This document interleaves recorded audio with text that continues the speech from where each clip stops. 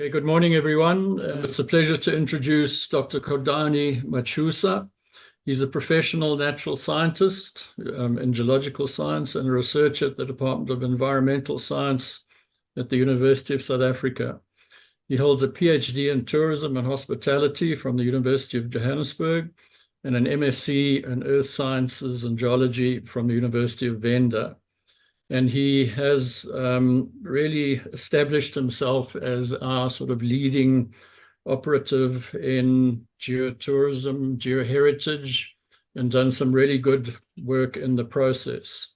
It's a very large untapped field of both endeavor and also becoming increasingly important in unlocking an aspect of our amazing geology around the world that we haven't done enough of beforehand, and in this country in particular. Just for interest, and I'm sure he's going to talk about that, China seems to be a leading player in using its amazing geological heritage to attract tourism and to uplift the profile of geology. So thanks, Khodani. I'm going to hand it over to you, and we look forward to your presentation. Thank you. Thank you so much, John, for that introduction. As introduced, I'm Khodani, so it's a pleasure for me to be here with you all, and thank you for taking your time to come and attend this talk. I just want to acknowledge John and the Overbeck Geoscientist Group for this invitation and for always pushing the concept of geoheritage and geotourism. I really appreciate the work that you are doing, and I hope we continue to work together. And my talk today will be on unlocking South African immense geoheritage potential, upside for geotourism and job creation. I thought it would be important to just highlight some key concepts and so that we are moving from the same page. And we all know about the 5 geos. The first geo is geodiversity, which refers to the variety of natural elements. This includes rocks and minerals, landscapes and processes. And then the second geo is geoheritage, which include the geological elements, landscapes, processes of the earth that we value and we must conserve. And the third one is geoconservation, which deals with the management strategies, guidelines, plans, and activities to conserve geoheritage sites and geodiversity. So here, geoconservation is combining geoheritage and geodiversity. And these management strategies include strategies like geoparks, and parks and such. And then the fourth geo is geotourism, and which is the sustainable utilization of geoheritage sites and geodiversity for the benefit of the society, and emphasize the benefits for the local communities. The fifth geo, which is also a new concept, is geoparks, which include the management of geoconservation and geotourism for local sustainable socio-economic development. Again, I will talk about these initiatives of geoparks and geotourism as I go on in the presentation.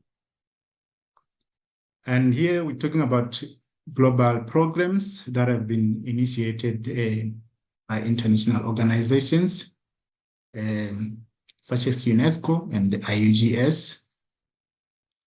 The first concept is UNESCO Global Geoparks, which is trying to develop geotourism and geoheritage, especially for the geoconservation part.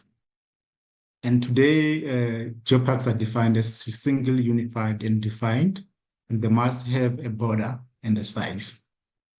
And this must be geological sites of international significance, and it's important to highlight that it must be international significance, not just local or regional. It must have international significance. And it must be geological, which means it must be natural, not man-made. but there can be aspects of cultural heritage within it, but the main feature should be geological and natural. And it must be connected to natural and cultural heritage, and there must be a management body with the legal recognition. So in South Africa, we might be talking of departments such as Department of Tourism, Department of Arts and Culture, or Department of Mineral Resources, or Department of Environmental and Forestry. And it must emphasize education, awareness, protection, and sustainable development. So there must be issues of how the geoparks is educating the communities. How is it making the geopark protected? And it must respect the involvement of local communities. So this is a very important aspect that it's close to my heart, that local communities must be involved in geoheritage. And to date, we have about 213 geoparks globally in 48 countries, and 2 in Africa. And we don't have any geoparks yet in South Africa, but I think there are projects that are coming. I think there is some movement. I'm just not sure how far that is, but I've heard of some projects that are coming. So hopefully that will come soon than later. Here I've just shared some international examples of global geoparks. You can see here on the pie chart on the left that most of the geoparks are dominated in Europe and China and some parts of Asia as well. And as I've indicated, that we only have 2 in Africa. And you have just given an example in Spain, the Conca de Trump concept in UNESCO Global Geoparks in Spain. And these geoparks are very much involved in all aspects of sustainable development, like I indicated in the definition of geopark.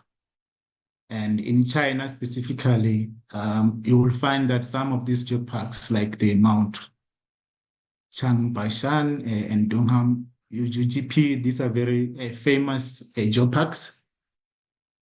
And they are very much involved in the creation of job opportunities and education. And the Mount Chambashan Geopark, it mainly features the dramatic landscape, as you can see in the picture there, and it's diverse rock types that tell the story of the massive eruptions, as you can see, the lake that forms on top of that mountain. Whereas the Dunham UGGP in China as well, it's a Jack desert landform, and it develops with other brands such as the national parks like we have here in South Africa.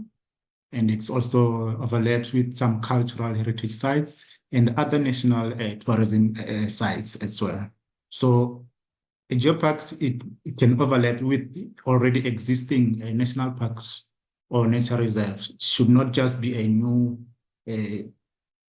stuff. You will see as I go with my presentation, as I give examples here in South Africa of the sites that we have. I think we have a lot of sites that are already protected, such as South African national parks, some natural and national heritage sites as well.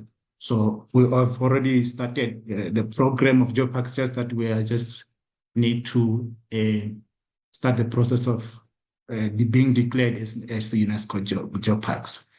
So you can see also here in Izu Peninsula in Japan, and also in Vietnam, some magnificent waterfalls.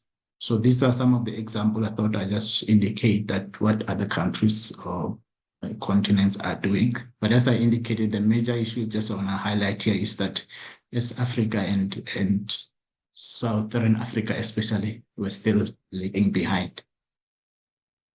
Again, another program is the IGS Commission on Geoheritage. As you can see on the picture on the top on the right, it shows the IGCP's Project 731 of the Global geosites project. And this is looking to the first 100 IUGS geological heritage sites, whereby we had 15 in Africa and 1 in South Africa, which is the Aitken-Barberton Greenstone Belt. I think we all know about the Barberton Greenstone Belt. It's a World Heritage Site as well, and it's also expand to the Swaziland or Eswatini border. But also there is the second 100 IUGS geological heritage sites that is on the horizon. I think it's these ones are going to be announced at the upcoming the Geological Congress in Korea. And there are 5 candidates from South Africa. And hopefully we'll have 2 or 3 of these being declared. That's the Sea Point contact, and then the Aitken Pongola Supergroup near Satse, KZN, and the Lake Devonian Polar Tetrapods, and Estuarine of Waterloo Farm, the Kalahari Manganese Field in the West Northern Cape, and the Frederick, which is already a World Heritage Site as well. Then another program is the IUCN, and this is the World Commission on Protected Areas, and they have a geoheritage specialist group there, where some of the international or global experts discuss to provide advice on conservation and management of geodiversity and geoheritage sites in protected areas. And this includes the World Heritage Sites, which we already have 10 in South Africa. And the Biosphere Reserve also have 10. So again, I want to emphasize that we're not starting from the beginning, as already some of these sites are already declared at an international level. So it's just us packaging the dossier to be recognized as UNESCO geoparks. And here I want to highlight the importance of research in geotourism and geoheritage. And you can see that although this is a little bit outdated, it's the work by Ruban 2015, you can see that, but the picture is still almost the same. Most of the work is being done in Europe and Asia, especially China. And some good work is being done in Australia as well. They also not yet have the geoparks, but they have geoheritage initiatives going on. And also work is being done in South America and North America as well. Again, we are still looking in West Africa, and I hope the work that the OGG and other institutions that are doing will change this picture dramatically, because there is no way why we cannot dominate as we have a magnificent geoheritage here in South Africa. And when we come to Africa, we have a program on AUG, or the African part of it's a sub of the Global UNESCO Geoparks, which is the African UNESCO Global Geopark Network. And we also have the Geological Society of Africa and the Organization of African Geological Surveys, or AGS. And there is also the IUGS 10 Action Plan, which is called 10 TEP for Africa. This is a new initiative as well of the IUGS, whereby they have a component on geoheritage, which I find it very interesting, and I hope that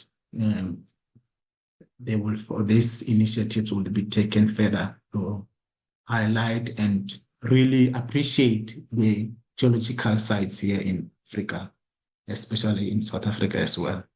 And there is also a kind Geo project, which is also a project of the IUGS, and they were mainly focused on awareness and education of African experts and especially looking at working together with the OAGS, like the geological surveys in Africa. And I was fortunate enough to have attended one of their training, which was on geoheritage in Botswana in April this year. So it's a very a good initiative. Unfortunately, I think the project is coming to an end soon, but I think the possibility of it being extended, and I hope that it can continue. But however, I think there is still fragmented approach, especially when we're looking into this African programs. And I just want to highlight some African examples here in Africa. For example, here I've started with the UNESCO Global Geoparks in Africa, which I've already indicated that we only have two. And the first one is Ngorongoro Lengai UGGP. And it's known for its significant geological heritage, especially as it contains the largest unbroken, unfolded, and inactive volcanic crater in the world. And it is also called the Garden of Eden.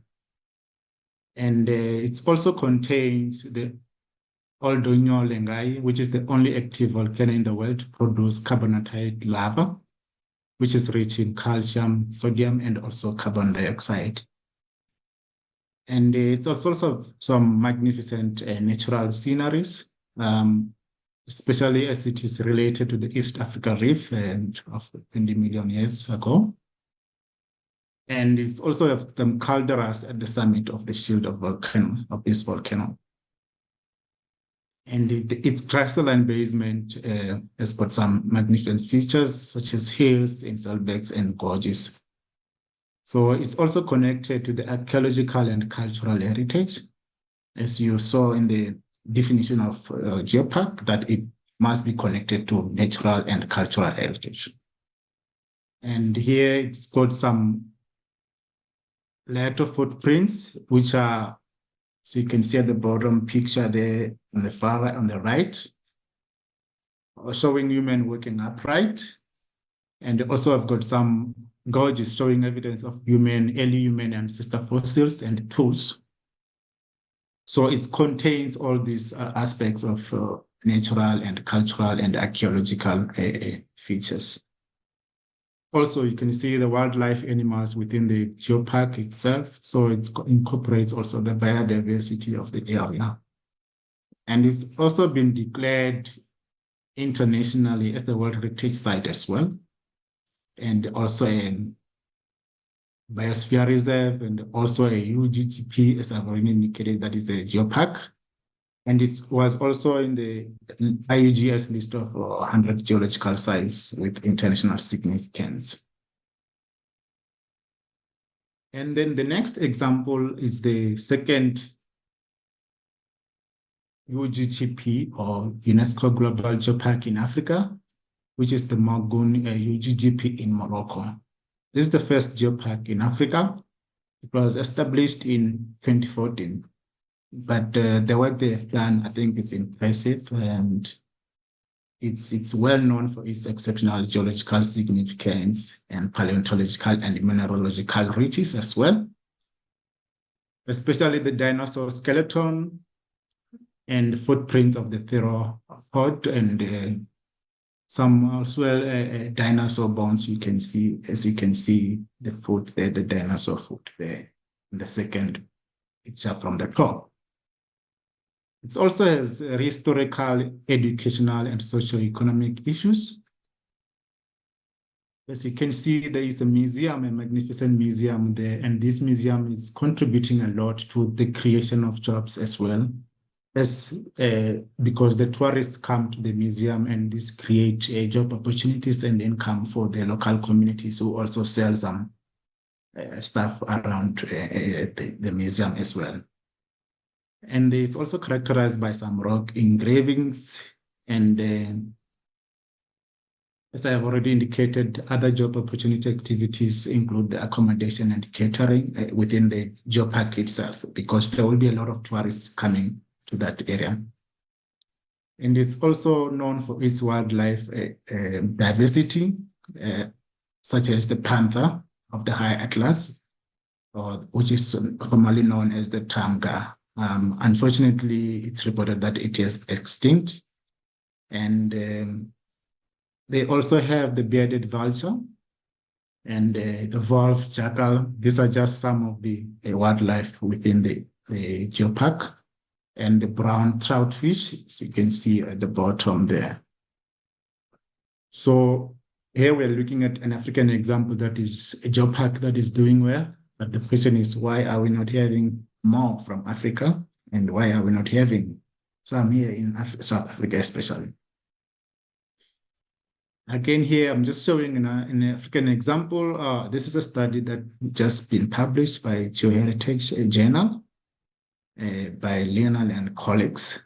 And here they're discussing the Africa Alive corridors. I think many of us will know about this program, which was actually started or initiated by the late Prof. Defet.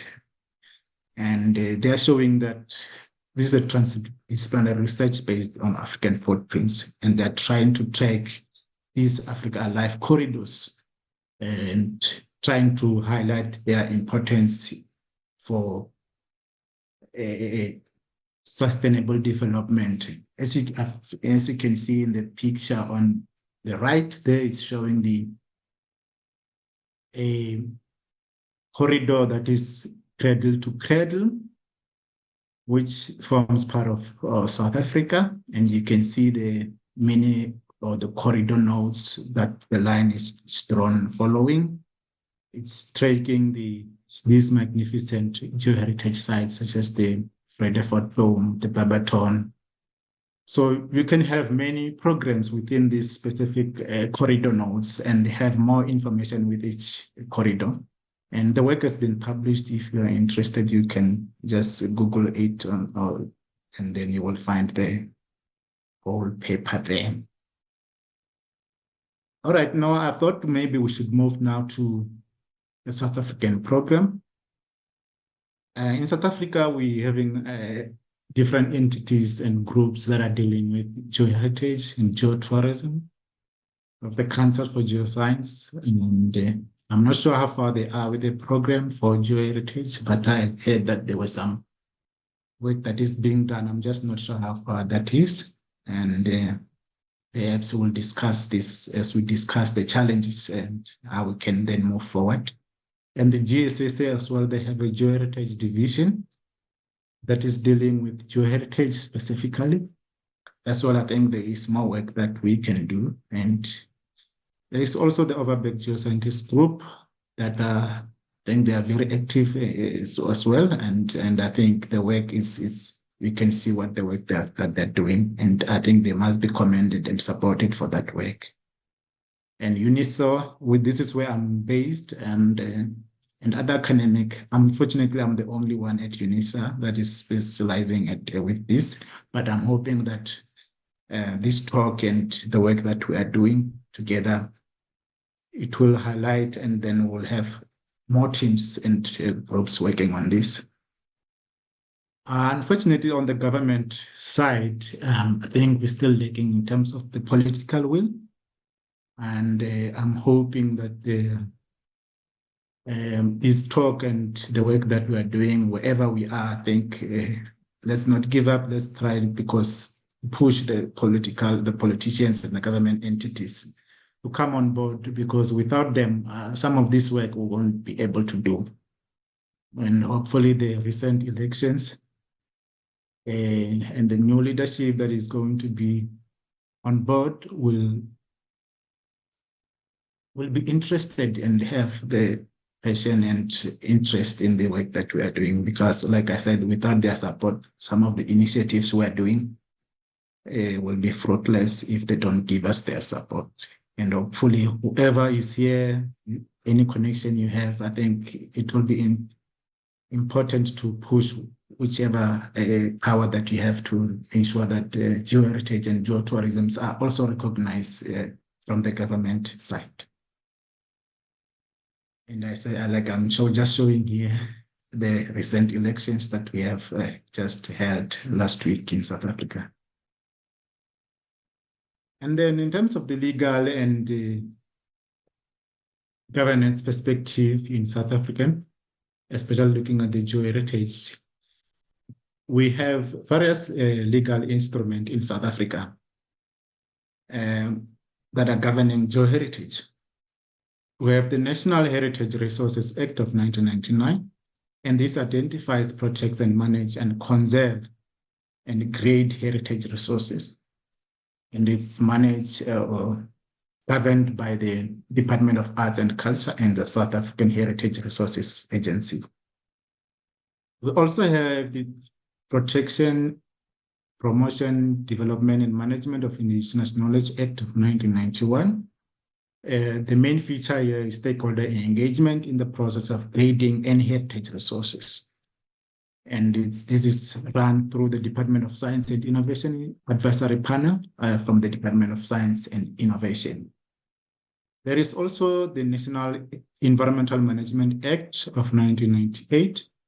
Specifically, this speaks to the preservation of heritage resources. So you cannot have any property or any development without conducting any environmental impact assessment. And this must involve identification of heritage resources. And this is through the Department of Forestry, Fisheries and the Environment, and also the National Environmental Advisory Forum. We also have the National Heritage Council Act, which develops, promote, and protect the national heritage. This is run by the Department of Arts and Culture as well, together with the National Heritage Council. We also have the World Heritage Convention Act of 1999, which recognizes and establishes World Heritage Sites. Like I've already indicated, we have 10 of World Heritage Sites here in South Africa, and this is also from the DFFE. Another legislation is tourism. This is also important for the promotion and conservation of natural and cultural heritage. And this is through the Department of Tourism and the South African Tourism Board. Again, you can see that we already have established legislations. Although this legislation, they don't specifically speak to geoheritage, but they speak to heritage resources in general, which that include geological sites with significance. But again, it's the issue of, is there political will and will from the government side to really recognize these geoheritage sites? You will recognize that most of the heritage sites you will find in the South African Heritage Resources Agency database. Most of them will find their cultural and buildings and stuff like that, without really recognizing the rich geological significance that we have in South Africa. Okay, now I think it's time to move on to the geological sites of significance here in South Africa, and looking at the major geoheritage sites only. I won't go into details because of time, and I think I will not have enough time to go into details of each one of them because we have very many sites. Here I'm just showing the global or the African overview of how South Africa is in relation to Africa, which we are part of. You can see that we have many mineral resources and have many mines, especially if you look within the Kalahari Craton, and we have many gold deposits and mineral resources within the Kalahari Craton, and we have also diamond mines as well. And we also have manganese, so like I've already indicated, the Kalahari field. And we also have heavy mineral sands as well, and coal resources. So these are all geological sites, and it's just that they are being mined, but they also fall within the geoheritage.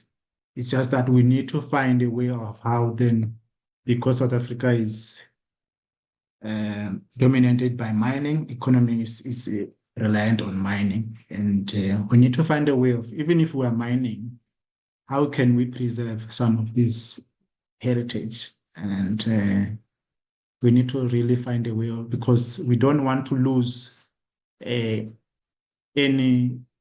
geological sites of significance, even if it's just a sample or any material that will be preserved for future generation. we should not just explore everything and discard everything. So my call is the mining industry as well, is to find a way of how we can preserve some of this geological significance for future generations. Again, in South Africa, this is just the geological map of South Africa. And I think most of us will know the geology of South Africa, running through the Karoo and some of the major geological features in Africa, in South Africa, I mean. Again, in the middle there, you will see the picture that I highlighted earlier, the Africa Alive corridors. And here I'm highlighting some of the major geological books or work that has been done by excellent colleagues. We have just started in 1999. These are not all the books, but I thought to highlight some of the works that have been done. In 1999, we find the work that was done by Felion and Remo on geological and mining heritage. So colleagues, we're not starting from scratch as the work has been done already. So it's just a matter of how do we take it further and incorporate it into our day-to-day life. And also of the geology of South Africa and 2006, and the Geological Atlas of Africa as well in 2006, and the Geology of the Beaten Track by Nick Norman in 2013. Again, the Geological Journeys in 2013. And in 2015, there was a work that was done by Grab and Jasper Knight on landscapes and landform of South Africa. And then again, Kevin Whitfield in 2015 explained the 50 must see geological sites in South Africa. And the most recent one, I think, and I'm sure there might be others that I'm not aware, is the work by the Anhansa and Felion on the top geological sites in Africa, and also the great mineral fields of Africa as well. That was part of the International Geological Congress that was held here in Cape Town, South Africa. So these are some of the excellent work that has been done, and some of the sites that I will be highlighting here will be coming from the work that other colleagues have already done. But I thought it's important to highlight that there is already excellent work that has been done and that is being done. The first major geological site I will highlight is the Limpopo Corridor. These include the sites that are such as the Mapungubwe and the Kruger National Parks. There are also sites such as Pipridi Waterfall, which are Venda, we call them Zwipo, which are sacred sites for the Venda people, the Fundudzu Lake, the Phoenicia Mine, the Makaspan Caves, Kalabora Complex, and many more sites that are within the Limpopo Corridor. And this corridor is also part of the Limpopo Mobile Belt, which is found between the Akan Zimbabwe nuclear to the north, and also the Gap Valley nuclear to the south. It's also characterized by sandstone formations in the Mapungubwe, and also the rock types of Akan basement terrain underlying the western portion of the Kruger National Park.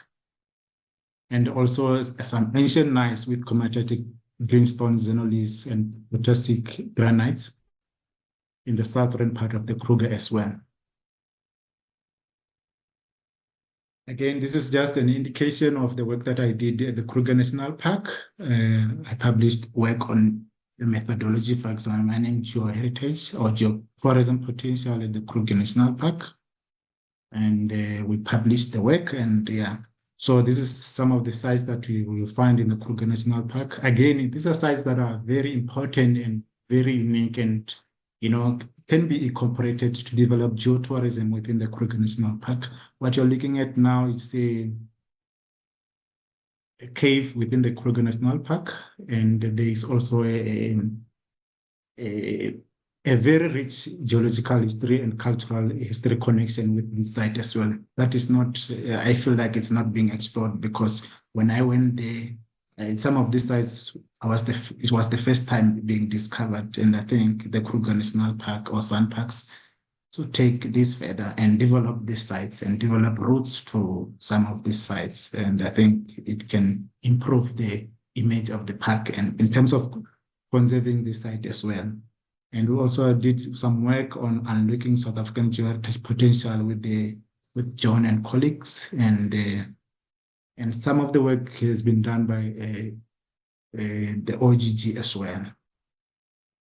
And this is again another site in the Kruger National Park. I think it's well known. This is the Thulamela Heritage Site. Again, it's how Sun Parks can package these sites. Although this site is well known for its cultural heritage, whereby you find graves of the Thulamela, which was the king there, and you find like it's well known that they are Makadzi, like the aunt of the Venda people. They were buried there, and there is the wall there. There is also the monoliths there as you enter there. So you can package this information, including the geoheritage sites, so that it's a rich experience for all the tourists who are visiting the Kruger National Park. We also have the red rocks at the Kruger National Park and in the portals. There is also the Liverpool River Gorge. If you look at the top left picture there, in the northern part of the Kruger National Park, showing some exceptional geology. It's also known as the Valley of the Giants because of its magnificent and many baobab trees that are found there. There is also the Groot Letaba, which are believed to be more than 3 billion years old. We also have the Limpopo volcanics along the Elfans River. And it was showing some eastward dipping towards the Sabi River, and also some basalt flows, cross-cutting dolerites and felsic as well. There is also the dinosaur bones. Unfortunately, these dinosaur bones are not being preserved. They're just lying there. So I believe some of them have already been destroyed or stolen through poaching and so forth, because you can see here some of the bones, this looks like a leg or something like that, but you can see some pieces are still missing. Again, it's important to highlight that geotourism or geoheritage should not be separated from other activities that involves nature. As the Kruger National Park, it's well known for the Big Five. But geotourism should also be involved or be included within the whole Sun Park or Kruger National Park experience. So it's how we package it and how we develop some of these initiatives together, not just focusing on one aspect, which is the Big Five. Another magnificent, well-known South African geoheritage is the Bushveld Complex and the Pilanesberg Alkaline Complex. A lot has been done here. It's a world-renowned complex, and it's believed to be over 2 million years old, and it's the largest igneous complex or intrusion on Earth, which consists of series of concentrated rings, arcs of igneous or intrusive rocks. You can see here the Pilanesberg as it is indicated. And its most distinctive feature is the 3 limbs in the remarkable layering of the rocks. So you can see we have the eastern limb, the northern limb, and also the western limb, and the far western sector as well of the western limb. And it's includes the intercalation of dark-colored layers of chromatite or chromite and light-colored anathites especially at the Dwars River National Monument, which is already declared a national monument in Limpopo province, to be specific. And the area contains the world's largest mineral resources of platinum group metals, including chromium and vanadium-bearing titaniferous magnetite. As I've already indicated, it consists of the Pilanesberg volcanic eruption. As you can see, I've indicated it here. And some of the major geological features include the dome-like outcrops of the Kwamaritane, the unusual volcanic rocks, and the Vlakfontein fault of the Plansbeck complex. The next magnificent geoheritage site that I thought I should highlight is the northeastern escarpment of South Africa. Most of the work that was done by Prof. Leon, and it's a magnificent work, and yeah, it laid a good foundation for the work, especially in the northern part of South Africa, especially Limpopo province. Here, the Lowveld region of the east of Escarpment is underlined by the granite greenstone of ancient cratonic basement with ages going back to 3.5 million years. And it contains some wonderful landscapes and features such as the Mohlatse Blade River Canyon. You can see the top right picture there. The three roundabouts, Blade Port Dam, Abel Erasmus Pass, Port's Window, the Bookers, portholes, the Sudwala Caves, and many more sites, like Jonesport and Graskop Waterfall. So there are many sites within this corridor or this escarpment that can be used as geoheritage sites, and that can be packaged very well. And here I'm highlighting the work that has been done already by Roger Schoon, and I think he did a wonderful presentation as well on geoheritage and geotourism of the eastern limb of the Bushveld complex. And the work that was published by Leon and Schoon as well on geoheritage of the eastern limb of the Bushveld igneous complex, showing some unique exposed layered igneous intrusion, and also the geoheritage of the eastern limb of the Bushveld complex as well by Schoon. The next site I would like to talk about is the Wits-Magaliks geodiversity. Again, here we're talking of a geoheritage destination, and that includes the Vredefort Dome, which is the largest impact crater on Earth. Like I highlighted at the beginning, that it's already been nominated for the second 100 IUGS geological sites, and hopefully it will be successful. Another important is the important site within this Wits-Magaliks geodiversity is the historic gold mines in the Gauteng province area, and the cradle of humankind as well, which shows where the human origin comes from, and the Twining crater and the Magaliesberg mountain range.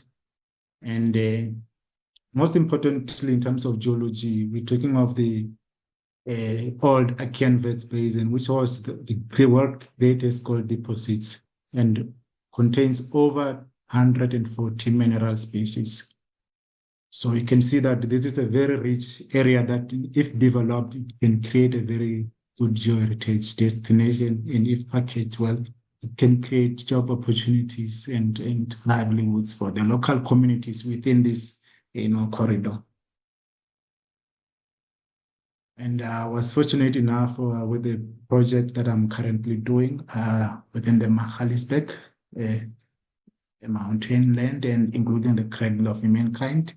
And we've started a program there whereby we're highlighting the transdisciplinarity of geoheritage and geotourism, especially looking at the social sustainability aspect of how the whole Magalies geodiversity can be used for sustainable development and socio-economic development, especially for the communities that are surrounding these areas. And then the next area is the Karoo supergroup and dolerite intrusions. And here the rocks dates back 300 million years ago, and in late Carboniferous period, when the Pangaea was formed to the late Jurassic period.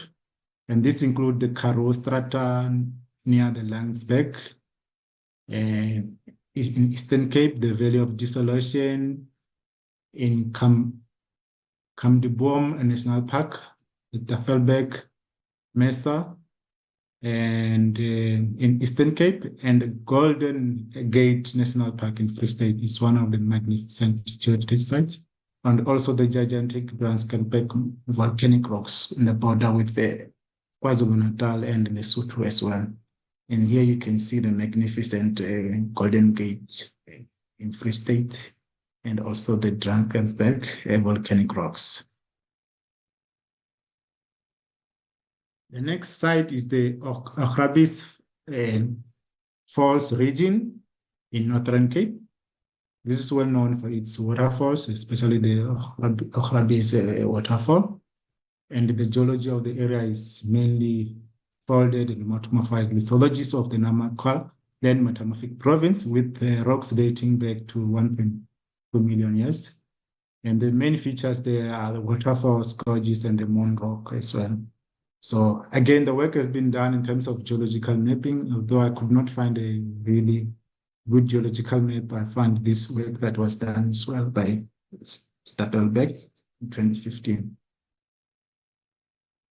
And the next one is the Table Mountain in the Cape Peninsula.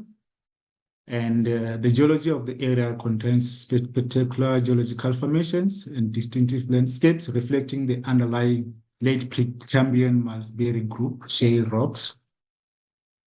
And the main geological attraction in the area include the Table Mountain, the Signal Hill, the Lion's Head, as you can see at the bottom picture on the Lion's Head, you can see it there, you can see the Signal Hill.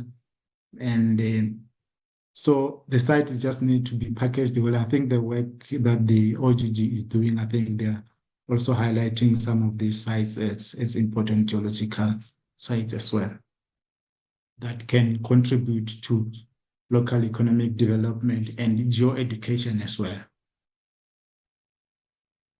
The next major geoheritage sites in South Africa is the Cape Fold Mountains, which contains the oldest rocks in the area, which are dominated by mud rock deposited during the Proterozoic period.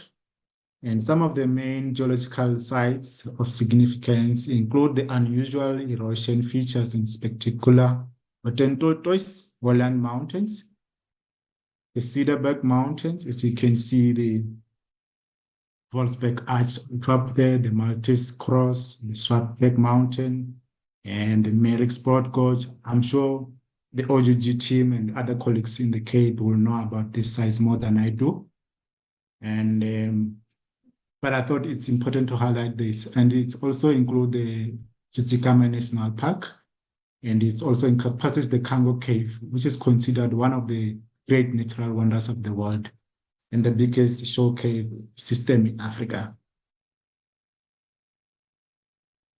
I chose to speak about these three sites last because they are transnational geoheritage, like the Maloti Transfrontier Conservation Development Area, which transcend to the Lesotho. And the site is mainly part of the Karoo supergroup formed in the Karoo Basin in the Gondwana time during the Permian and Jurassic periods.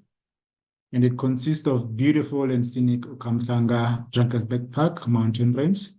This includes some magnificent cliffs, lava peaks, continental flood basalt succession, some boulders, and also dinosaur footprints have been seen, and some waterfalls as well. And so there are many waterfalls like the Ukela waterfall, and which is the world's second highest waterfall at 948 meters high. And I think there is work that has been done because the site is already a World Heritage Site. But I think I would like to believe that more work can be done to really use the site for socio-economic development within the local communities around this area. And the Richfield field is also one that expands towards Namibia. And I believe there should be some work to have another transnational geopark here, which expands to Namibia as well. And its geology is comprising of the coastal plains and cradle-sharp mountains of volcanic rocks, reflecting the geological history between from 2 million years to 1.9 million years. And the last site is the Barberton-Makonja Mountain, which contains some of the world's oldest rocks on Earth. And it provides a rich history about the evolution of the Earth and some of the well-preserved rocks. And it also expands to the Swaziland or Eswatini. So again, this can be an excellent transnational geopark. And I believe there is some work that is being done as well to recognize this as well. And I want to move now to the issue of geotourism opportunities. What opportunities that tourism offer? As I've highlighted the rich geological history of South Africa, I try to summarize everything. But what about opportunities? What opportunities are there? Because it should not just be a geoheritage site, it should be a geoheritage site that can be beneficial to the local communities in the country at large. So I've done some work on the contribution of geotourism to sustainability at the Kruger National Park and South Africa in large. And we have highlighted that actually geotourism can foster local economic development, job creation, and poverty alleviation. And it can also help in terms of the protection of geoheritage sites and culture. It can also enhance the well-being of local residents.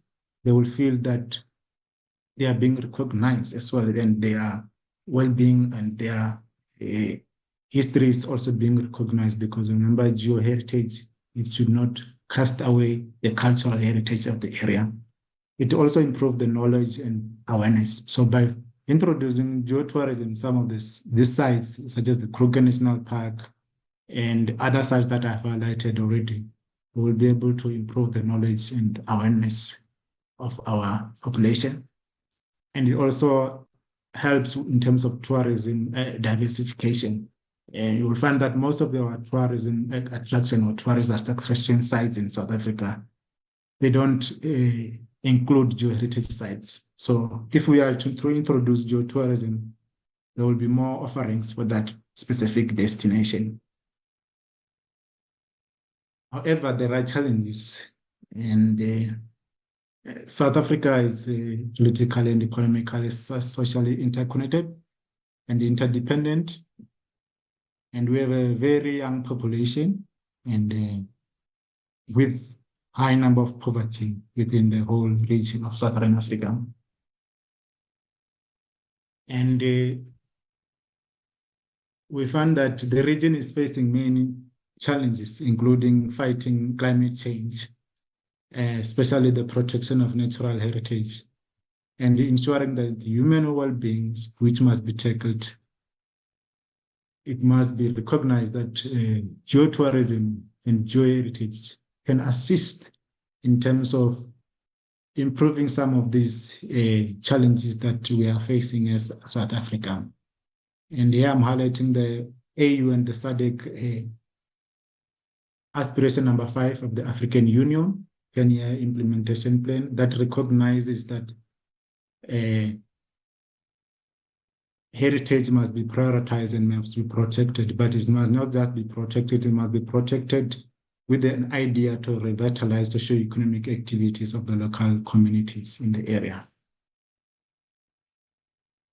I've highlighted here some of the work that I've done on challenges of geoheritage and geotourism in South Africa. If you are interested, you can look at these publications, which highlights climate change, threats to geoheritage, especially in South African national parks, and also highlight some of the governance challenges, in terms of geotourism and geoheritage, looking at the whole South Africa governance perspective and also Africa at large. So I thought I end here by indicating a new initiative that I tried to initiate, Union of African Geoheritage and Geotourism. with a vision of footprinting and uniting of African geoheritage. And here I try to aim at being a champion of African geoheritage and geotourism. And the main objectives are to enhance awareness, capacity building, research and training on geoheritage and geotourism and geoparks, and to build African network on promotion of geoconservation, and to serve as a platform to foster and harmonize collaboration in the development of research on geoheritage and geotourism in Africa, and to provide advice and best practice on geoheritage and geotourism. And the request here is to request for opportunities or any interested colleagues who will want to partner with me, and everybody who will be joining will be interested, and we will welcome any donations, any books, any maps, or rocks, equipment, or any relevant material that you may wish to donate. That will help to develop and to make geoheritage and geotourism more famous here in South Africa. And I would like to thank you and for your kind attention, and I hope we will continue talk about geoheritage here now and in the future. Thank you very much, colleagues. That's the end of my presentation. I will appreciate any further discussion on this. Thanks, Khodani. That was excellent. And I'm sure there must be a whole bunch of questions to get the process going and the discussion, which is the important part. I'll just kick off by saying, look, my first impression here was that there's such a minefield of acronyms. And everybody's asking, well, what site qualifies for what? There's so many organizations involved. I think there's an urgent need to simplify this so that the public at large can buy into it. Because if you have to try and find out who's who in the cookie jar, you lose interest as a normal person out there. I think we've got to be realistic about it, not to look so much into the research side, but to sell this to the public. We need to simplify it, bring it into a smaller picture so that people can say, this is a geoheritage site, and that's it. Now it's got to qualify several ranks. And already just by looking at all the questions and comments, the people are saying, well, why doesn't this one qualify for that? So even the guys who know are not quite sure, where this thing fits in. Maybe you can just comment on that first, Dr. Khodani? Yes, I mean, that's a very important point you are raising. It should be simplified, for a layman's person perspective. It should not be, although it's important to have the whole, geological, aspect being the main feature, but it should be explained in a way that the layman or any individual will be able to understand it, and it should be packaged in a way that is understandable. And I like the work that the OGG is doing in terms of having these geotours and some interpretation panels that have been done. I've been looking at the work that they've been doing, and I think that creates an interest for the public as well to get involved and to be able to understand what we're talking about. Because when you talk of some of the interviews that I've done, when you ask people what is geoheritage, what is geotourism, they might not understand it. But if you are able to make it more simple and more understandable to everybody, it becomes part of their life as well. They appreciate it more. So that's what I would like to say about what you just said. It must be simplified. I agree with that particular comment. And in terms of sites that are not, maybe I didn't mention here and so forth, like I said, I try to summarize some of the work that has been done. I think like I said, we are very rich in geological heritage in South Africa. And to highlight everything here, it will be near impossible. But I do know that wherever you are, if there is any geoheritage site, I think it's important that you need to highlight it and do some, even if it's just simple work like an interpretation board for that particular area, colleagues, you find some people. So we need to do work in every part of South Africa. It should not just wait for someone to come in and do, but of course there is a need to have a harmonized or a a collaborative work as a country to take tourism and geoheritage forward. But again, I think it comes back to the issue of geoheritage or geotourism needs a champion. If we all looking for government or someone to come and do it, we might end up not doing anything. So I think another way of doing it is to do what you can wherever you are, and then take it from there. Thank you. Thank you. Yes, and there's a question from way down under with Neil asking, how do you see the international as to a local tourism? Where do you stand? What is your focus between domestic and international? In terms of international and local, I think we are referring to their international organization or programs, and there are also local programs. And I've highlighted the international ones, and I've also highlighted the local ones. So I think these ones, they go hand in hand. And I think some sort that, we don't necessarily need to join the international programs, and we can just focus on our own programs here in South Africa. And there are some thought that says it's important to be declared on international level, as it will highlight or it will improve the status of that particular site. So there are pros and cons on both sides, but I think it's out there for discussion for anyone who would want to, share how best we can go about it. But I for myself, I don't select one to say this, we should go for local or we should go for international, but I think both of them serve different purposes. Yeah. Thank you. Then I see Alan Roxton Wiggle has got in the sidebar there, you'll see there's a mobile number which focuses on the topic of trying to coordinate the geoheritage tourism geoparks. I think that's going in the right direction. If you can, guys, take note of that. Anybody who's interested, please contribute by calling this guy and taking it further from there. Yeah. Now, what Neil wanted to know is he's asking more about the tourists. Are you trying to attract overseas or local? In terms of the or attracting tourists? Yeah, local or overseas, where is your focus? No, the focus should not be limited. I think, it should not be limited. But of course, there are studies that have been conducted that indicate that initially, tourism in general, it was, a race-based. You find that most tourism, most visitors to, like for example, in South Africa, previously it used to be dominated by white, but now I think the picture is changing. So I think we can attract all sort of tourists as long as they are interested in that particular. But of course, this must be based on research on what type of tourists will be interested in geotourism.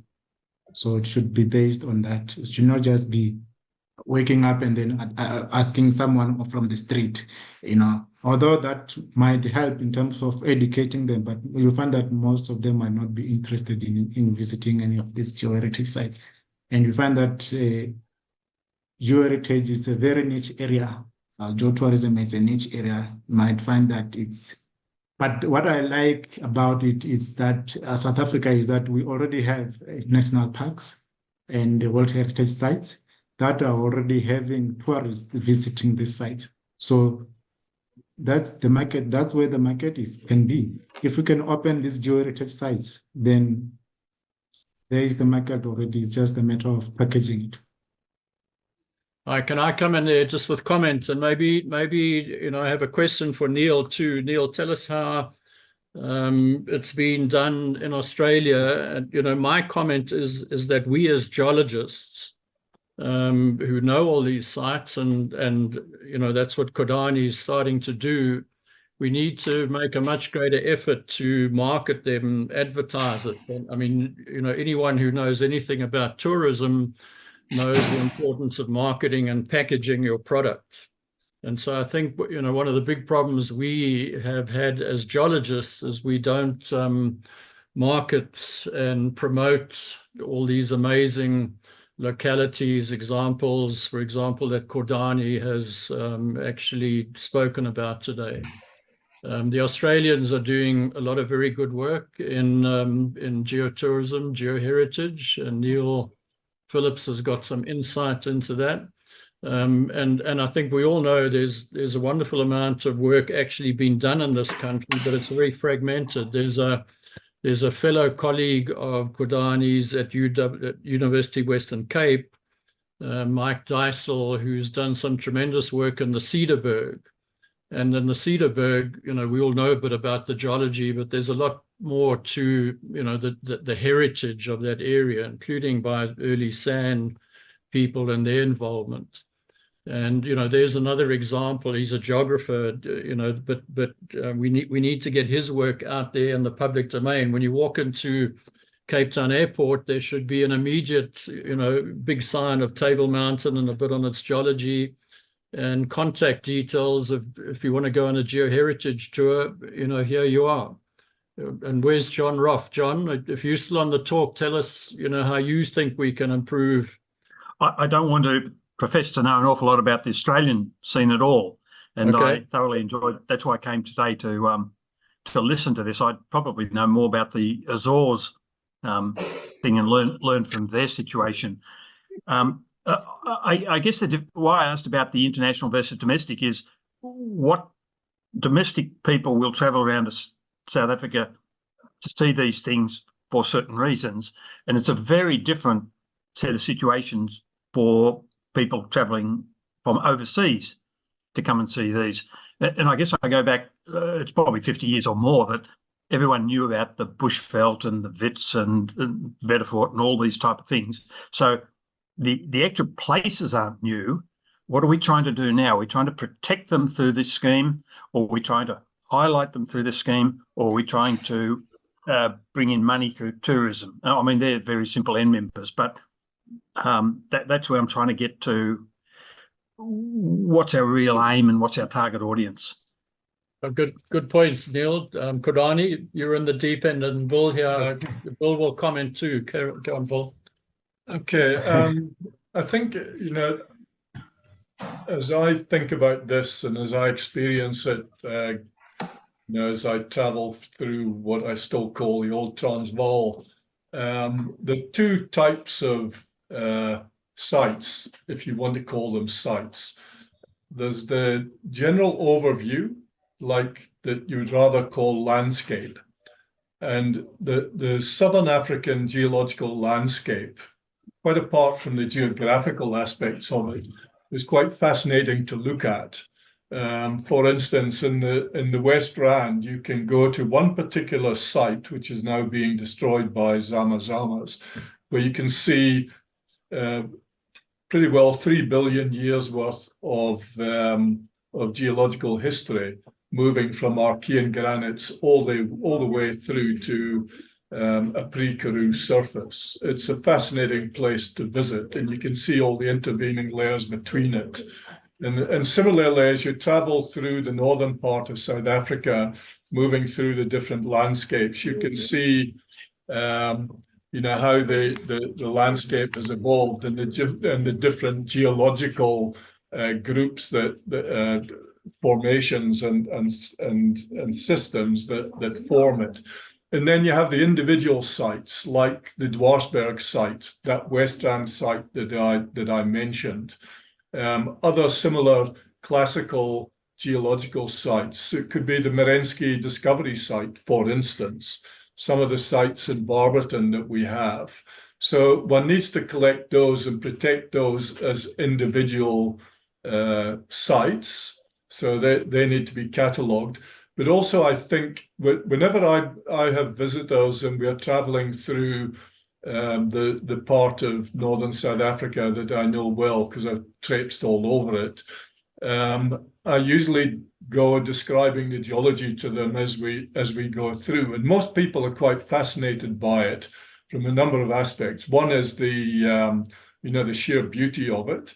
The other is the age of it and how it's developed over time and the vast times where it's been, re-exposed and then covered again and so on. So there's a bit of a story always to be put to these things. And, in South Africa, as far as a local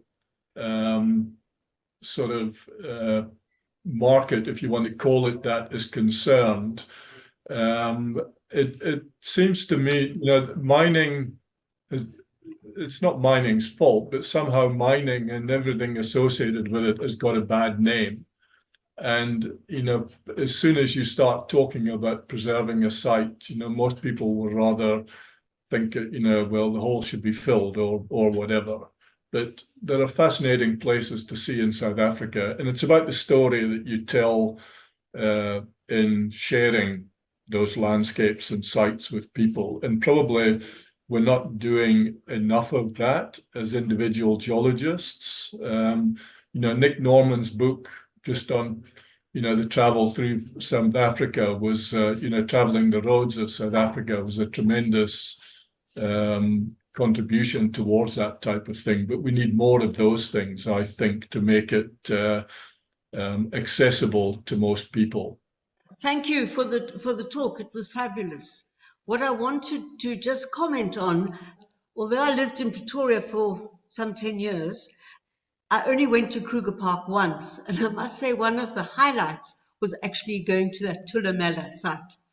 My background is more on the social and anthropological, archaeological, so cultural side, but I think it could have been more, perhaps in the national parks, they should highlight those things as well, not only the animals. Maybe it was, we came across it by mistake, and it was certainly the highlight for me there. Thank you. Yes, I think if I may come in, I think that's just to the last point there. I think it's a reality I think many tourists face. They go to the park or Kruger National Park for this instance, they're only shown animals, So most people don't even know that there are geological sites that they can visit. So it's a matter again of packaging these products and include some of these sites in some of these, tourist attractions, even including the cradle of humankind. You go there most of the times, the only thing they're interested in is the just hosting of the conferences and stuff like that. But what about the geology of the area and taking people to these sites? So even Makhalis as well. So there's more work that needs to be done by of course, there are some situations whereby you cannot do anything because maybe some of these sites are privately owned, but the government owned properties, I think there is more work that can be done to make these sites more accessible and also more open to the public at large. And there was a comment about by Neil again in terms of what are we trying to do, whether protecting or are we looking at the international or local or looking for profits and stuff like that.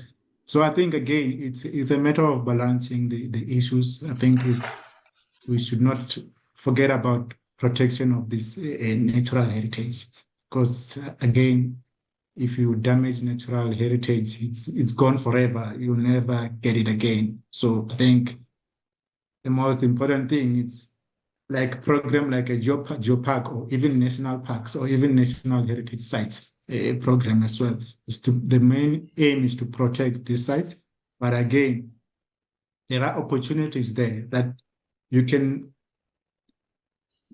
protect certain part of if there is an area whereby you can protect certain area and have a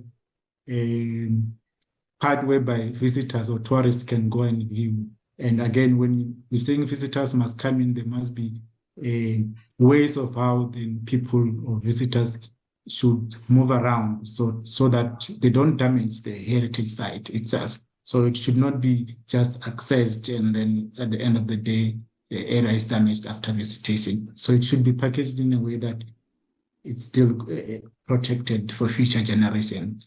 And there was a question also about funding, and I think it's a challenge. I think that's another discussion, but that we can have, because there are different sources of funding, but it's still difficult to have funding for geoheritage or programs like this. So it's really a big challenge. I think we can have a discussion about that on another time to find a way how we can get funding for this type of initiatives. And there was also somebody who talks about it from the peace parks who indicated they will want to connect, and I would appreciate to have a discussion with you so that we can take the initiative further. Yeah, thank you so much. If there is any questions further or any comments. Yeah. Joe Elise has raised her hand. If you can come, then we'll handle Julian's question in the text after that. But Joe Elise, speak up, unmute yourself. Yes, thank you so much for your presentation. This is really interesting. I was just wondering, on the one hand, you were saying that, for instance, the Mkonja Geotrail is not registered as a geopark. And I was wondering, on the one hand, what if one had to register those? Because, for instance, Mkonja Geotrail does have all the qualities to actually be registered as a geopark. I only joined in a little bit late, but I think when I go through when you one of the first slides flashed back, you mentioned all the different aspects that it had to go through to be registered as one.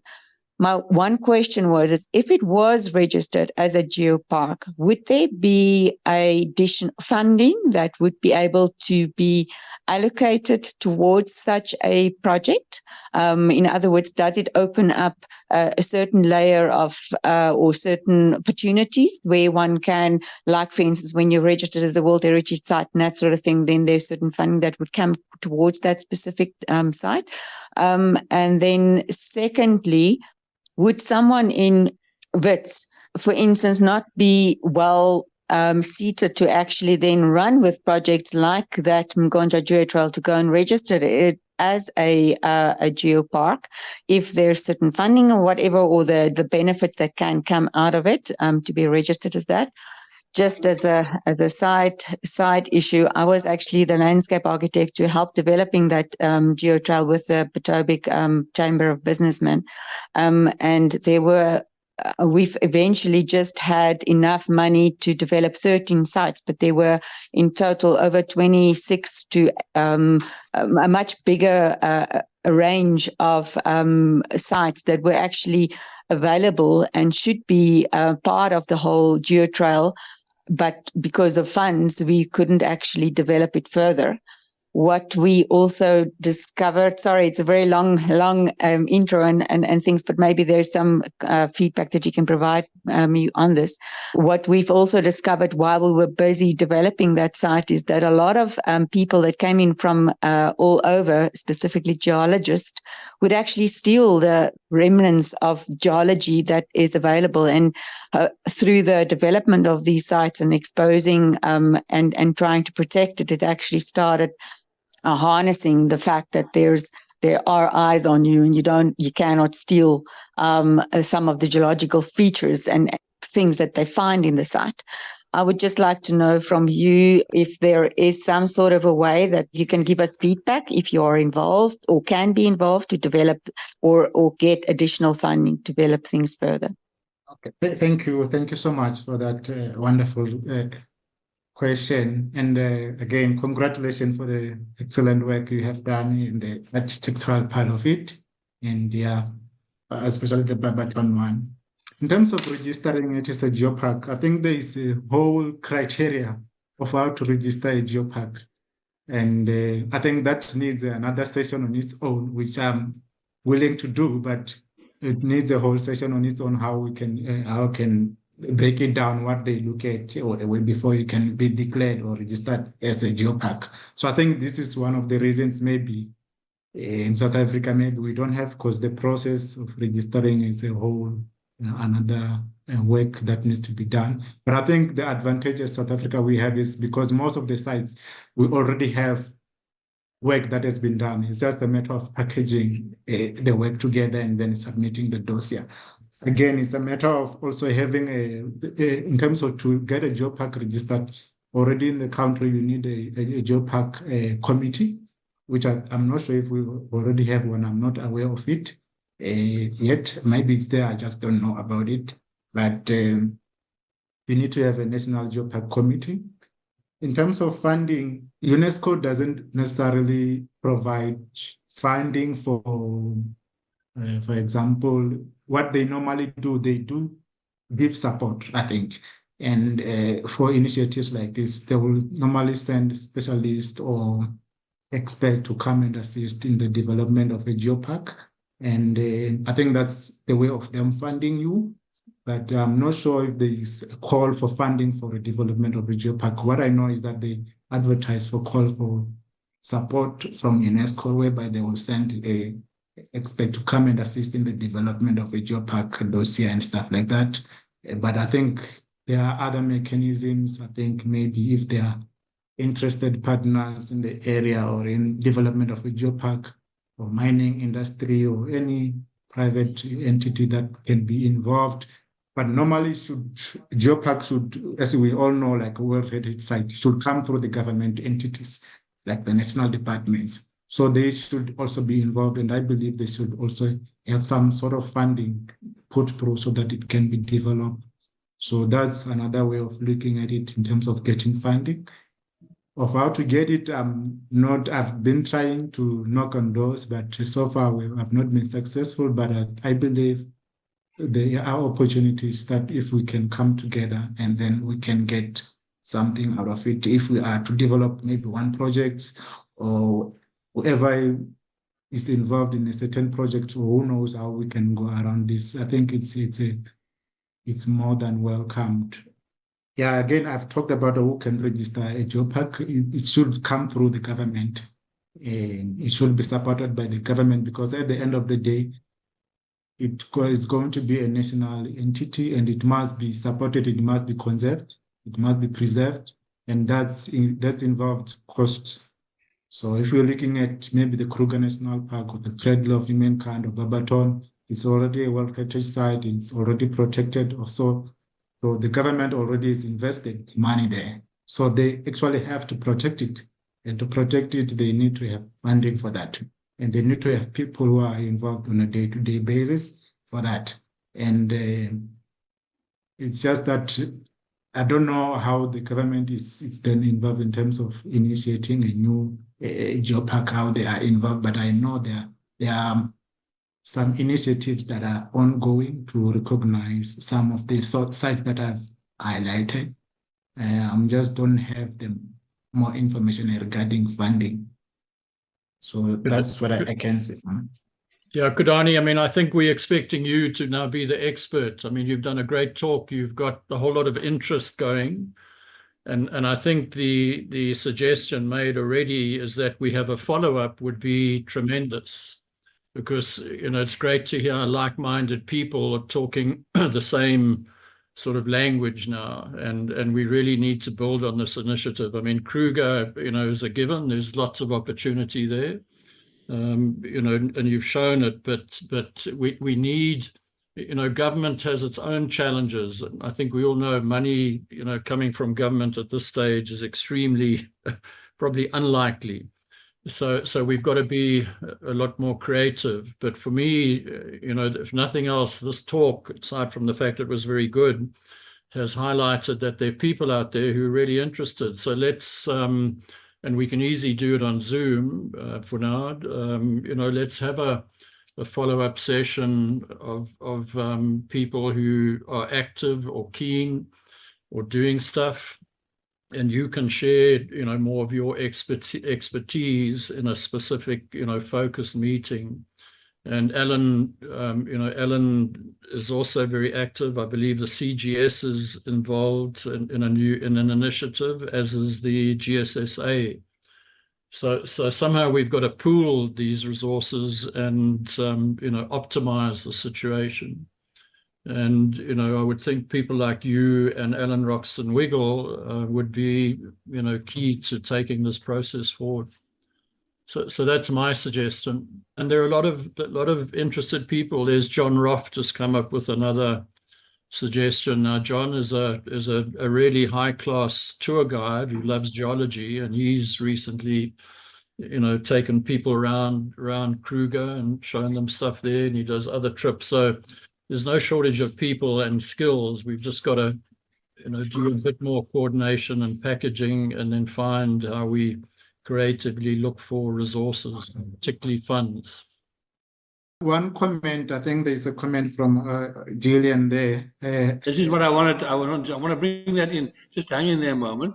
When I saw the plume, the slider on the plume that came in, I was expecting a question from Julian, but she's pounced on another slide of yours, and she comes in there, and let's just repeat what she's written in there. She says, "I found the top right figure in the first slide of the world map shocking and scandalous. That the whole of Africa surely arguably recognizes having the most astounding and diverse natural cultural features in the world. Has so few geoparks.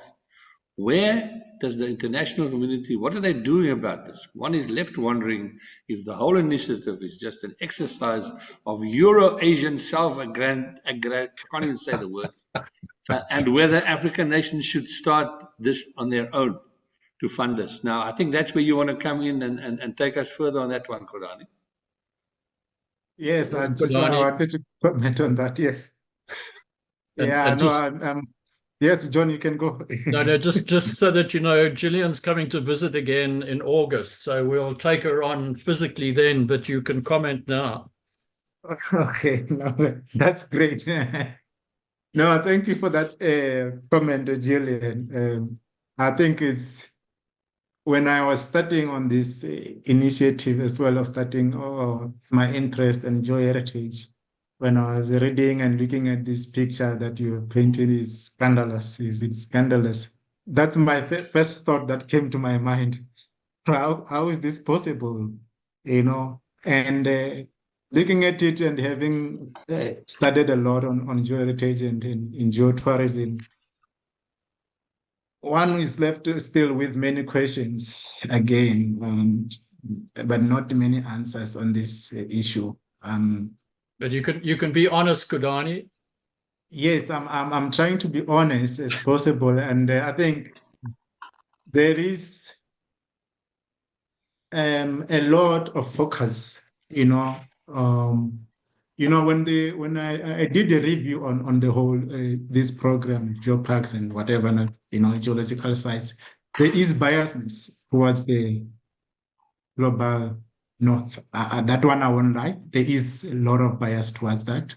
And I think it's up to us to raise our voices, really, to say this is not right, what is being done, because the bias is there. It's not a question of it's not there, it's there.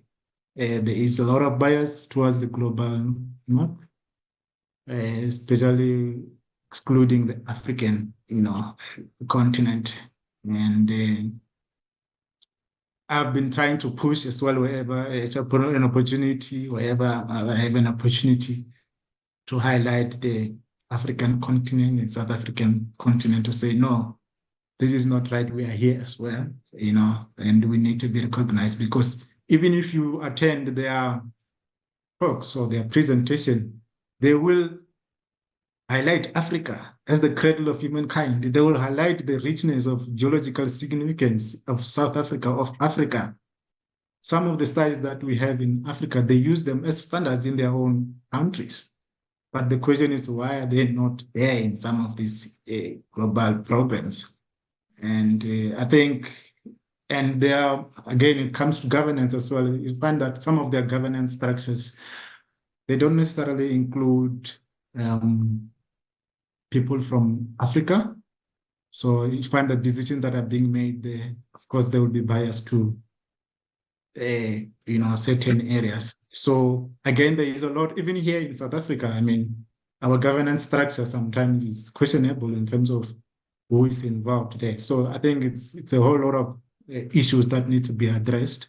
And I think whoever who's having an opportunity to sit at a certain level, it's up to us to highlight some of those things, to be honest, to say, I think this Africa also deserves an opportunity to be recognized. And yeah, that's an honest truth that I can say for now.